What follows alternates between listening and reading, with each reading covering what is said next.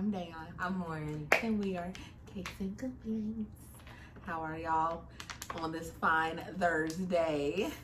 Well, y'all are going to see it on Thursday. Yeah. So it's a fine Thursday for y'all. So Lauren and I yesterday did a thing that we have a lot of feelings about, and we're very proud that we did. Yesterday in Cincinnati, we had a protest. I think it was the 9th consecutive day of protest. The 9th consecutive day of protest in support of George Floyd and Breonna Taylor Black and Lives Matter. Black Lives Matter, and the list and the names can go on. And obviously Black Lives Matter because we're black. We're black. If you weren't aware. So yeah. So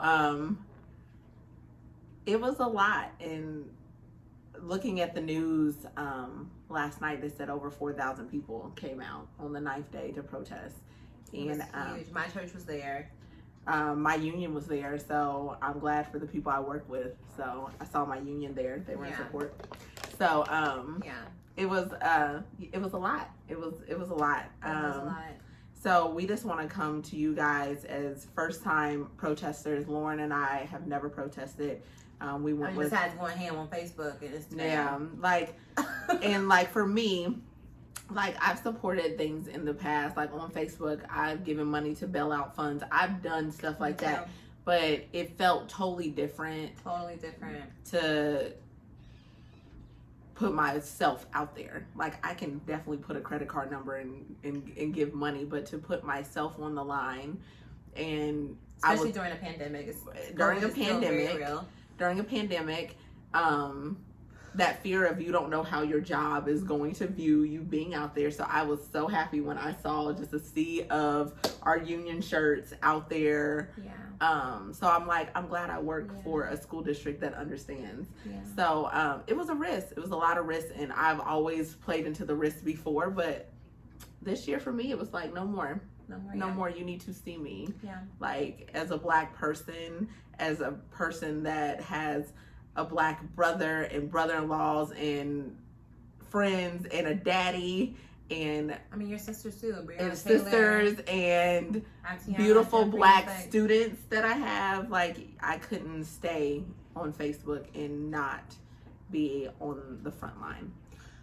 I will say, as a small business owner, I have never worried about what people would think about me when I am vocal. I am very vocal. If you don't follow me on other platforms, I am very vocal when these things happen every time. But that's because I can't hide who I am. I'm a black woman. Mm-hmm. And so you damn straight that Black Lives Matter. And I don't care about losing my white customers or anybody who thinks otherwise, because it's my business. This is my community. And so I am very happy that you work for a school district who supports, especially because the majority, I don't know about majority, I don't want to generalize, but there's lots of black students.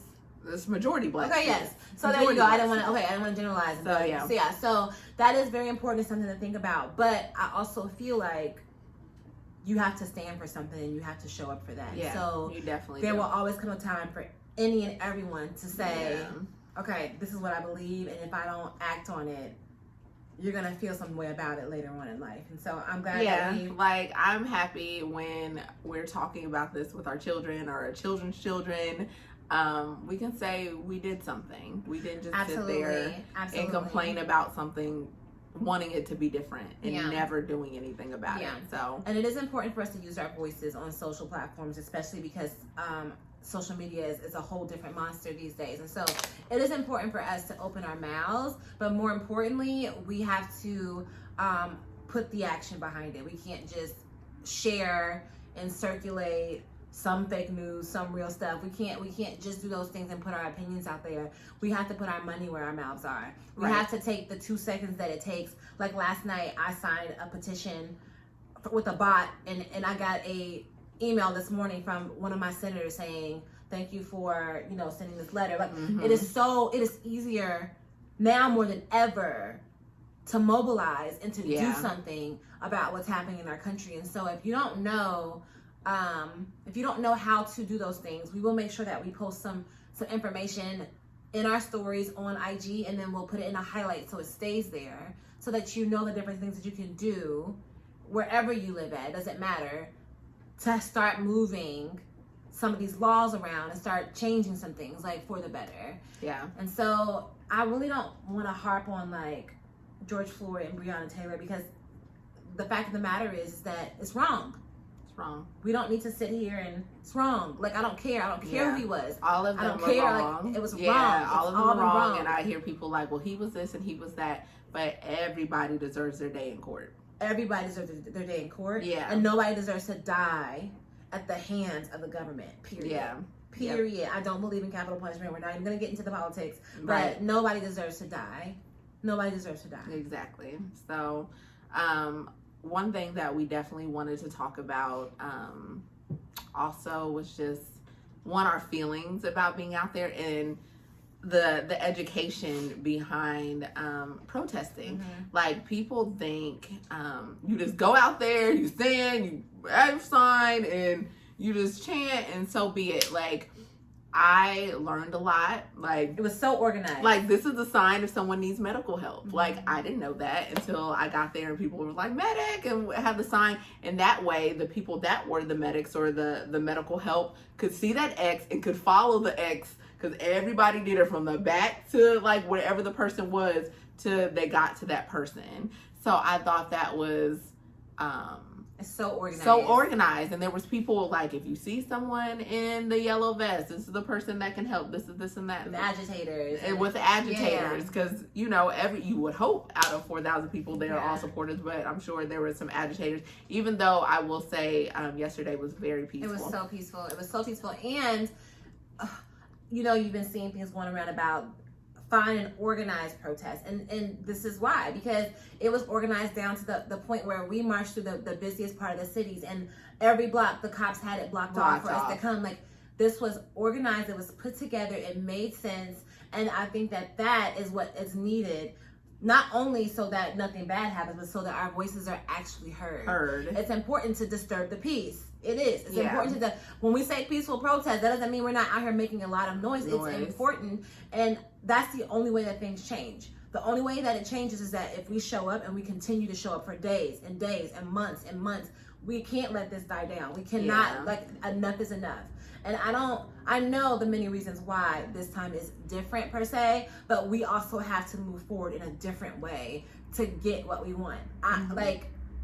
It is wild, the things that are happening. It's wild, the things that are happening right now. I believe in protesting. Like, every big movement has started with a protest. Women's suffrage, gay rights, Black Lives Matter, like civil rights. Like, everything has started with a protest. I mean, I'm sorry, America started with a protest. Well, there was a whole group of people who didn't like the way that they were doing things in Britain, and so they decided to rebel. Yeah. Okay, they decided to rebel and leave. So so I believe in protesting. So I will definitely say, now that I've done it, I will do it again. I will definitely use my time, not just my money, to be supportive, but I will not judge anybody that feels like their time They can't put their time out there. Like I was talking to my friend this morning and she was like, oh my gosh, I love the pictures that you posted of being at the protest. My husband has a compromised immune system. I just couldn't do it. And like, I respect Everybody that. has to be on but the front not line. everybody has to be on the front line. Like she has a child. Her friend willingly watched her child, so she could go and give her time. Yeah. That still counts, That in counts. my everybody, book. Yes, everybody has a lane. Everybody has a lane. Yeah, so it can be giving. It can be like we said, like petitioning, giving, protesting, yeah. So circulating, like when people just repost, like these are the Black-owned businesses in the town, or this is how you can reach your senator or your congressman, and like that is advocacy. That is pushing the movement forward. You do not have to be out there protesting if that's not what you're comfortable doing. Yeah. But when you can talk about this for years from now, make sure you can say you did something. You did something. You don't did be something. Don't be just a watcher, because what silence is violence. Like if you aren't doing something about it, then you must be complacent with the way things are. And if you are taking the time out to watch our channel, then you probably love us. And if you love us, then you love all Black lives. Yeah. Period. And so I'm excited because the March on Washington is August 28th. And so me and another one of my friends, and that we're gonna take our daughters out of school, because we want them to know that their voice matters. Like, I don't care if they're 6 years old, their voice matters. Like, and this is democracy. This is what democracy looks like. Like, this is what we're fighting for, and we are part of that. We're part of that. And so all lives could never matter until Black lives matter. And so I hope that you have taken the time to really look and see it. Even if it doesn't affect you, look and see what's happening in our world. Like, if you continue to turn a blind eye to it, like, I don't know how you can sleep at night. I'm sorry. I don't know how you can sleep at night. And it's not just for people who don't look like us, for people who do look like us. I will say, definitely, this isn't a black and white thing. This is a heart matter. So you really need to dig deep and think about your biases. If you are of color, or if you're not of color, think about your biases that you have. Because one thing that I will say, being out at the protest, everybody that helped me was white. And like, I didn't know what to feel like going into that. But like, soon as we got there, it was like, you need water, you need this, you need food, you need whatever, you okay? Like, this guy was standing next to me. He was like, I got a whole bag of water. He was like, I have a whole bag of water. If you need water, just let me know. Like, it's not a color thing. It's definitely a matter of the heart. So I really hope people can dig deep and really think about their biases, because we all have them. We all have them, including Black people. And I will say this. And I mean, you can say whatever you want in the comments. We can totally have a conversation about it. I am very well versed in politics. I am very well versed in history. So by all means, let's have a conversation. But the Black community has always had an issue with identifying who their allies are. And so we have to stop perpetuating this white people, because it's not all white people. It's not all white people. So we have to, a part of us moving forward is us also searching our own hearts and getting rid of our own biases. Like she said, like we gotta start over. Yeah. You definitely do. Yeah. There is no doubt. Like there's no argument when it comes to what's wrong is wrong. But then those gray areas are the areas we really need to be dissecting, and we really need to be figuring out where we stand in those things. And so I know for me, I have a bad habit of being like, white folks always. We've all said it. We've all said it before. We've always said it before. And after I walked with thousands of people, mask on, chanting, I will never again say white folks nothing. Ever again. I am done generalizing. Yeah. Period. We need to dig deep. This is the time to dig deep. Dig deep. Now, I'm not saying I'm not gonna be like Asian folks be like, or like, you know, like Asian folks can't drive or like stuff like that. But microaggressions, sis. Microaggressions, you're right. See, that's what I'm talking about. Horrible. Those gray areas, we gotta search those out. rip them up. I'm just being honest. I think we all need to be honest because we've all said some stuff like that was microaggression at its finest. We've all done it, but I think it's time to come together like no other. Because like at the heart of things, we've all protested for each other. Like we all have done it. Yeah. Like we protested for the Asians. We protested all these different things. So at the heart of things, we are together. But we are together. I don't understand why racism and like it being eradicated is an issue. Like when people, I'm like, why at the heart of things for me is like, why are we arguing about racism and why it's bad? This is, you know what? I feel like this may not be the answer, but this is my answer to it. The issue is that racism is a generational curse. And so the reason why we need to crush it now is because we have to stop teaching our children this trash. Yeah. We have to stop. Like they see everything we do, even if it's something that we think is as small as saying like Asians can't drive. My daughter sees that. If I say that out loud, she sees that. And then she thinks Asians can't drive. And then she carries that through her life, and then that begins to bubble over into other things. And so we have to kill it now. We definitely do.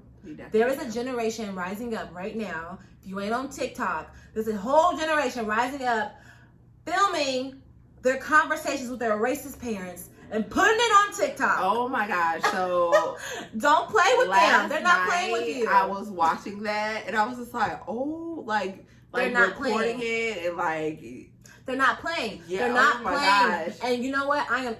I think about our generation. I'm like, we would have got our heads knocked off. Not even that. We would never even dream of filming our parents saying some racist stuff because we don't want anybody to think that we're racist. So we would never put that out in the world. These kids don't care. They want you to know it's them, not us. Yeah. They're not playing. And so we have to have that kind of courage. Yeah, because that's courage. And I saw a few of my students down there, or like I saw them circulating their pictures on Facebook of being there.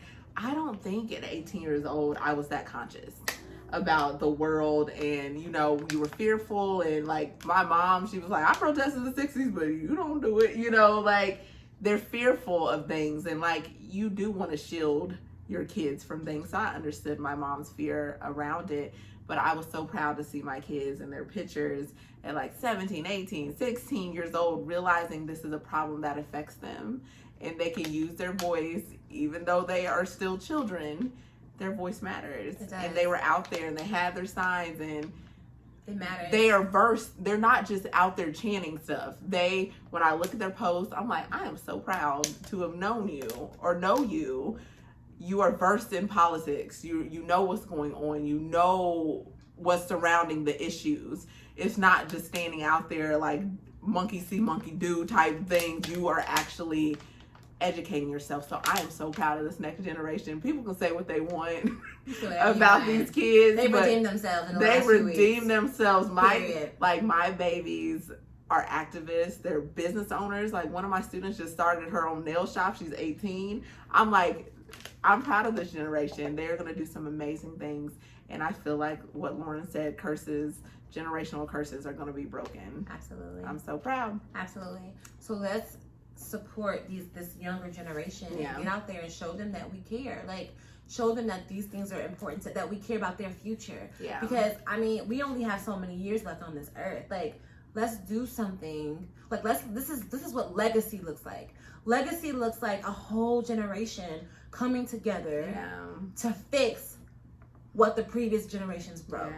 Let's do it. So like I said, we're gonna post those resources on our IG, and we'll make it a highlight so that it's available for you guys. And if you have any resources or information that you have come across that you felt like, man, this is amazing, please drop it in the comments. Please share it. We will share it. If we see anything that you guys drop, we'll share it to our IG so that we can circulate it and get it going. We are. I think I'm forever changed. I agree. Forever changed. I agree. My life is going to definitely go a different way, just from going to this one little protest. Yeah. So Yeah. So let us know how you feel. Let us know what you have been doing to be an activist during this time. We want to hear from you. We want to learn about other protests and how they were going in other cities. Yeah. But yeah, we love y'all. Love y'all so much. All right. Thanks for hanging out with us. Thank you for this is very heavy, so thank you for navigating the space. Yeah, I know we're navigating typically it, pretty goofy, but yeah. Thanks for being here with us. We love y'all. Like, subscribe, and share. Definitely join our confetti click. Yep. Love you guys. We love you. Bye. Bye.